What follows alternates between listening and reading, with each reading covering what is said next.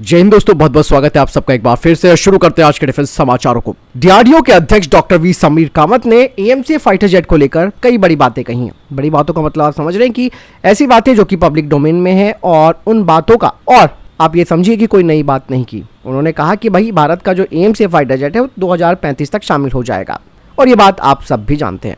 इसके अलावा doctor V Sameer Kamat ने कहा कि अगर आप किसी भी प्रोग्राम को दुनिया भर में देख तो वहां आपको पता चलेगा कि एक नया प्लेटफॉर्म विकसित करने में 10 से 15 साल लग जाते हैं, और हमने तो 2024 में ही ये सारा प्रोग्राम शुरू किया है, जब कैबिनेट कमेटी ऑन सिक्योरिटी की तरफ से इस परियोजना को मंजूरी दे दी गई थी। इसमें 10 साल और लगेंगे और 2035 तक ये प्लेटफॉर्म तैयार हो जाएगा।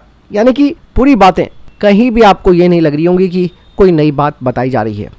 भले ही भारत का 5वीं पीढ़ी का फाइटर जेट जिसमें क्रिस्टल क्षमताएं होंगी, इसका एडवांस एवियोनिक्स होगा, सेंसर फ्यूजन, सुपर क्रूज क्षमता और इंटरनल वेपन बे होगा। ये होगा तो 5वीं पीढ़ी का ही फाइटर जेट, लेकिन टाइमलाइन को लेकर जो बातें कही जा रही है वो दोस्तों यहाँ पर लग रहा है कि उस टाइम तक तो भारत, आप ये समझिए कि दुनिया, भारत की बात छोड़ दीजिए, दुनिया किस प्लेटफॉर्म पर पहुंची होगी। वहीं डीआरडीओ के अध्यक्ष ने भारत की स्वदेशी very short air defence missile system और man portable anti tank guided missile को लेकर भी बड़ी बात कही। उन्होंने कहा कि अगले 6 महीनों के अंदर ये भारतीय सशस्त्र बलों में शामिल हो जाएंगे। यहाँ पर जो very short range air defence missile system है, इसे खास तौर पर दुश्मनों के हेलीकॉप्टर, उनके ड्रोन और कम ऊंचाई पर उड़ने वाले फाइटर जेट्स को खत्म करने के लिए डिजाइन किया गया है। इस सिस्टम को सैनिक अपने कंधे से चला सकता है, यानी कि ये पोर्टेबल है। इसमें डुअल थ्रस्ट रॉकेट मोटर लगी है और साथ ही इंटीग्रेटेड एवियोनिक्स सिस्टम इसमें शामिल किए गए हैं। वहीं जो भारत का man portable anti tank guided missile है, जो कि एक 3rd जनरेशन की फायर एंड फॉरगेट मिसाइल प्रणाली है, जिसे कि खास तौर से मॉडर्न आर्मर्ड टैंक्स जो कि एक्सप्लोसिव रिएक्टर आर्मर के साथ होते हैं, उन्हें खत्म करने के लिए डिजाइन किया गया है। और इस MPATGM के कई बार सफल परीक्षण हो चुके हैं, जिसने अपनी सटीकता और मारक क्षमता का भी प्रदर्शन किया है। इसके अलावा डॉक्टर वी समीर कामत ने कहा कि भारत के कई और स्वदेशी प्लेटफॉर्म पर भी काम शुरू हो चुका है, जिसमें कि loitering munition, advance radar system, unmanned aerial system का परीक्षण और प्रोडक्शन भी काफी अच्छी स्टेज पर पहुंच चुका है। दोस्तों, K5 के बारे में लगातार एक के बाद एक बड़े खुलासे होते जा रहे हैं। भारत की K5 submarine launch ballistic missile, भले ही इसकी रेंज अभी तक 5000 किलोमीटर बताई जाती है, लेकिन कहा जा रहा है कि इसकी रेंज 8000 किलोमीटर से भी ज्यादा हो सकती है। कुछ खबरें बताती हैं कि अगर ये हैवी पेलोड ले जाती है मिसाइल तो इसकी रेंज 5000 किलोमीटर है, और अगर लाइटर पेलोड ले जाती है तो ये 8000 किलोमीटर तक अपने लक्ष्यों को मार गिरा सकती है। और K5 मिसाइल भारत की जो न्यूक्लियर पावर्ड सबमरीन्स हैं, उन्हें एक जबरदस्त मारक क्षमता प्रदान करेगी। मतलब साफ है कि भारत यूरोप से लेकर पूर्वी एशिया तक अपने टारगेट को निशाना लगा सकता है।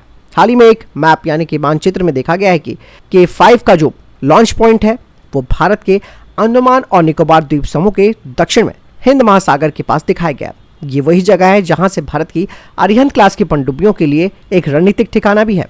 और जैसे मैंने बताया कि हल्के पेलोड के साथ की मिसाइल 8000 किलोमीटर की रेंज पार कर जाती है, तो आप समझिए कि इसमें मॉस्को, उत्तरी ऑस्ट्रेलिया और प्रशांत इलाके में गहराई तक ही पहुंच सकती है। ये केवल सिर्फ एक मिसाइल नहीं है दोस्तों, ये भारत के इरादे को भी दिखाती है, यानी कि भारत अपने आसपास के इलाकों में अपनी शक्ति प्रक्षेपित करने की क्षमता रखता है। हालांकि भारत की कोई दुश्मनी नहीं है इन देशों के साथ, लेकिन भारत ने K5 को स्पेशली चाइना के जो इंडस्ट्रियल हार्टलैंड और जो मिलिट्री बेस है साउथ चाइना सी में, उन्हें टारगेट करने के लिए इस क्षमता को हासिल किया है। और इस K5 मिसाइल की रेंज भारत को अमेरिका, रशिया और चाइना के साथ एक एलीट क्लब में रखती है।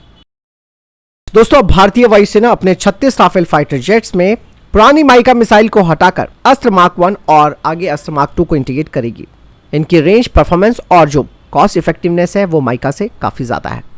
इसके अलावा दोस्तों, एक विदेशी मिसाइल सिस्टम को अगर आप मेंटेन करते हैं तो आप समझिए कि उसे एडवांस करने की काफ़ी कीमत भी चुकानी पड़ती है। इसलिए भारतीय वायुसेना ने एक ऑप्शन को तलाशा जो कि अपनी स्वदेशी मिसाइल के रूप में सामने आया। अस्त्र मार्क 1 सुखोई 30 MKI और LCA तेजस जैसे प्लेटफॉर्म पर ऑपरेशनल भी है। और जो हमारे एडवर्सरीज हैं जैसे कि चाइना, जिसके पास PL-15 जैसी एडवांस BWRAM मिसाइल है, ऐसे में भारत की जो अस्त्र मार्क 2 है वो इस मिसाइल को कड़ी टक्कर भी दे सकती है। दरअसल अस्त्र मार्क 2 वाले वेरिएंट में बेहतर परफॉर्मेंस और बेहतर गतिशीलता के लिए dual pulse rocket motor technology का इस्तेमाल किया गया है। और इंडियन एयरफोर्स तो सबसे पहले यही चाह रही है कि भाई पहले अस्त्र मार्क 2 को ही राफेल फाइटर जेट में इंटीग्रेट कर दिया जाए, लेकिन अभी 2026-2027 तक अस्त्र मार्क 2 को परीक्षण के लिए लग जाएंगे, बाद में इसे लगाया जाएगा। अब आपके मन में सवाल ये भी आ रहा होगा कि फ्रांस क्या इसके लिए हाँ बोलेगा, बल्कि फ्रांस इसके लिए हरी झंडी दे चुका है, जिसके लिए बाकायदा राफेल फाइटर जेट में इस मिसाइल को इंटीग्रेट करने के लिए डसॉल्ट एविएशन अब इस फाइटर जेट के फायर कंट्रोल सिस्टम और सॉफ्टवेयर में जो जरूरी मॉडिफिकेशंस है उन्हें करेगा। और माइका को एमबीडीए के द्वारा बनाया गया। ऐसे में एमबीडीए को भी लगेगा कि भाई हमारे हाथ से एक बड़ी मार्केट जा रही है, तो अब उन्होंने भी माइका एनजी यानी कि नेक्स्ट जनरेशन वाले वेरिएंट पर काम करना शुरू कर दिया है। वहीं दोस्तों हाइपरसोनिक मिसाइल जिसमें कि चाइना और रशिया नंबर 1 नंबर 2 पर बने रहते हैं, अमेरिका अब इस हाइपरसोनिक वाली लीग से हटता जा रहा है। दरअसल अमेरिकी सेना को लगातार हाइपरसोनिक असफलताएं देखने को मिल रही है। पहले उनकी वायुसेना के लिए ARRW और नौसेना के लिए हेलो मिसाइल दोनों ही प्रोजेक्ट को कैंसिल कर दिया गया है। ऐसे में क्या अब हाइपरसोनिक दौड़ में अमेरिका चाइना और रशिया से हार रहा है, ये देखने वाली बात है। वहीं भारतीय सेना ने सिक्किम की बर्फीली ऊंचाइयों में, जो कि दुनिया की सबसे ऊंची और सबसे ठंडी सीमाओं में से एक है, वहां पर अपने युद्ध कौशल का प्रदर्शन किया है। और सिक्किम में दोस्तों चीन सीमा पर भारतीय सेना के बख्तर 1 वाहन देखे गए हैं, जिसमें कि टाटा वैप, QRFP, कल्याणी M4, महिंद्रा और JSW के ASLV 4x4 ATV। दरअसल भारतीय सेना ने गलवान विरोध के बाद सबक लिया और LAC पर बड़े और घातक बख्तर 1 वाहनों का इस्तेमाल करना शुरू कर दिया। दोस्तों चाइना की एक बड़ी चाल का खुलासा हुआ है। आप सब जानते हैं कि अमेरिका ने चाइना पर 145 यानी कि 145% टैरिफ ठोक दिया है। दोस्तों अब चाइना ने यहां पे देखिए कितनी बड़ी चालाकी की है। दरअसल चाइना ने अब जो उनकी अपनी टेरिटरीज है उन्हें अब भारत का पार्ट बनाना शुरू कर दिया है। इसके पीछे की भी वजह मैं आपको बताऊंगा, क्योंकि अमेरिका ने अभी भारत के ऊपर 26% टैरिफ लगाया है। अब ऐसे में चाइना का दिमाग कैसे फिरका है आप देखिए। दरअसल कुछ रिपोर्ट्स बताती हैं जिसमें कि चाइना ने अपने जो मैन्युफैक्चरिंग सिटीज़ हैं, जिसमें कि सिंजियान, उसको शांतिनगर और गैंजो को गुरुग्राम ईस्ट इनका नाम बदल दिया है। इसके अलावा चाइना ने कुछ जो रिटायर भारतीय बाबू हैं उन्हें भी हायर किया है, ताकि अमेरिका को गुमराह करके चाइना के इन सामानों को अमेरिका के मार्केट में बेचा जा सके। इसके अलावा इस वक्त इस बात पर भी चाइना के अंदर बातचीत चल रही है कि जो लेबल और साइन बोर्ड्स हैं उन्हें किस लैंग्वेज में लिखा जाना चाहिए। वहीं दोस्तों भारत को एक बड़ा झटका दिया है फ्रांस ने। दरअसल अभी तक फ्रांस के साथ भारत की बातचीत चल रही थी कि भैया फ्रांस भारत से Pinaka multi barrel rocket launcher system लेगा, जिसके लिए काफ़ी अच्छी खासी बातचीत भी आगे बढ़ गई थी। लेकिन दोस्तों फ्रांस ने अब अपना फैसला बदल दिया है। अब वो घरेलू रूप से अपना खुद का रॉकेट सिस्टम डेवलप कर रहा है और उन्होंने अब भारत के इस ऑफर को दरकिनार करते हुए अपने स्वदेशी सिस्टम पर ही भरोसा दिखाने की बात कही है। और साथ ही साथ उन्होंने कहा कि 2026 तक हम इसके डेमोस्ट्रेटिंग जो फायरिंग है वो भी कर लेंगे। वहीं दोस्तों भारतीय वायुसेना के C-17 ट्रांसपोर्ट एयरक्राफ्ट को GPS स्पूफिंग का सामना करना पड़ा है। दरअसल इंडियन एयरफोर्स का C-17 ट्रांसपोर्ट एयरक्राफ्ट जो रिलीफ मटेरियल है उसे लेकर म्यांमार जा रहा था, जहां पर भूकंप से प्रभावित लोग हैं। ऐसे में भारतीय वायुसेना के इस C-17 को GPS स्पूफिंग का सामना करना पड़ा, जो कि एक तरीके का साइबर अटैक माना जा रहा है। हो सकता है कि चाइना ने ये किया हो। ऐसे में उन्हें जो फॉल्स GPS सिग्नल भेजने शुरू कर दिए गए, जो कि एक बड़ा रिस्क भी हो सकता था इस एयरक्राफ्ट के लिए।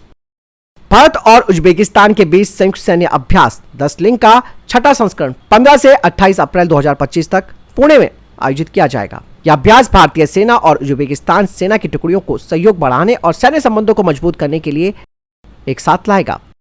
गुजरात के समुद्री तट पर दोस्तों तस्करों के द्वारा फेंकी गई 1800 करोड़ रुपए की नशीली दवाएं जब्त कर दी गई हैं और तस्करों ने अंतर्राष्ट्रीय सीमा रेखा पार करने से पहले ही अरब सागर में से फेंक दिया था। तो फिलहाल अभी तक टॉप डिफेंस अपडेट। वीडियो के सामने कोई प्रश्न जवाब या आपको कोई सवाल कमेंट सेक्शन में लिखकर जरूर पूछ सकते हैं। वीडियो को लाइक और शेयर जरूर कीजिएगा। जय हिंद, वंदे मातरम।